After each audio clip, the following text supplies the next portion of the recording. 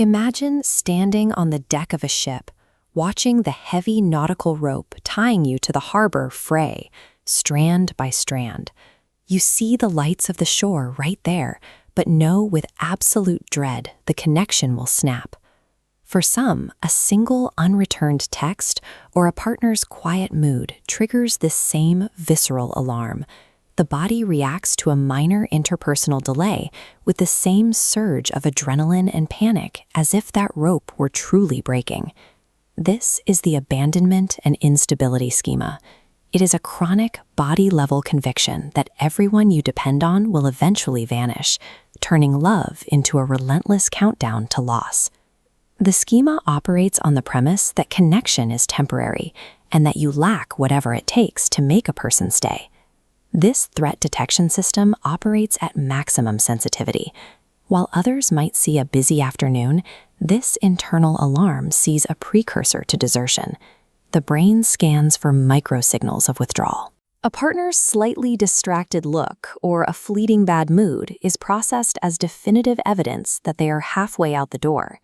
When this alarm fires, the body enters a survival state. Your heart races, your chest tightens, cortisol floods the system, bracing for total isolation. The schema drives a self-fulfilling prophecy. Fear triggers compensatory behaviors, like constant calling. This intensity causes the partner to pull away. Their withdrawal proves the original fear was correct. This mechanical loop manufactures the exact distance the person feared most. This alarm system is usually installed during childhood. For a developing brain, a caregiver's emotional or physical absence registers as a threat to one's very existence. The most common origin is inconsistent caregiving.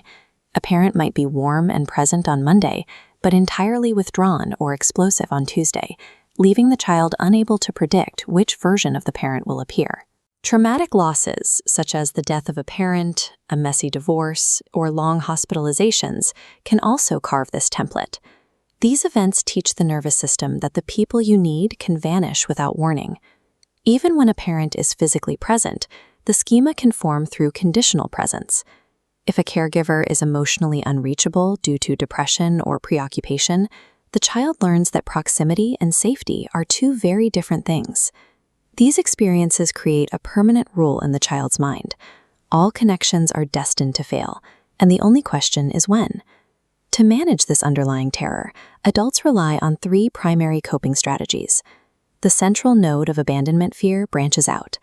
First is surrender, or the clinger, involving hypervigilant monitoring where constant demands for reassurance suffocate the partner. Second is avoidance, keeping relationships shallow or leaving early to ensure they can never be truly abandoned. Third is overcompensation, attempting to trap their partner, preventing departure through strict control rather than connection. These behaviors represent survival instincts being misapplied to safe situations. They are the panicked reactions of someone who feels they are fighting for their life. However, by utilizing these tactics, the individual inadvertently blocks the possibility of experiencing a truly secure, lasting connection. Beneath these behaviors are internal states called schema modes, which shift depending on the level of perceived threat.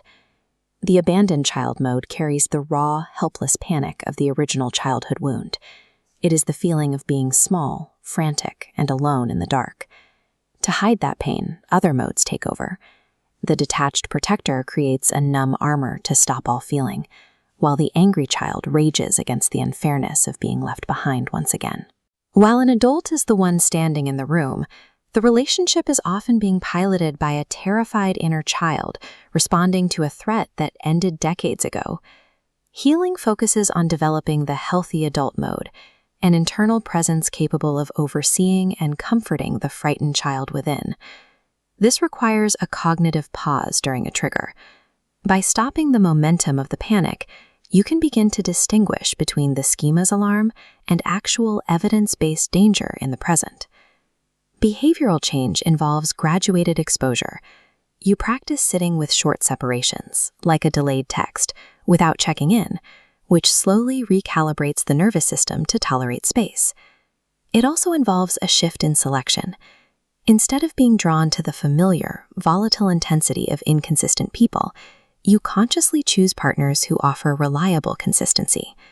Through this work, the brain learns to read the environment accurately.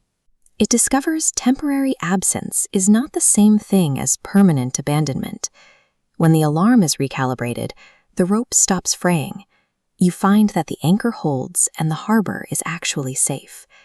You can finally build a life on solid ground, realizing that the people who stay do so because they choose to, not because you performed well enough to keep them.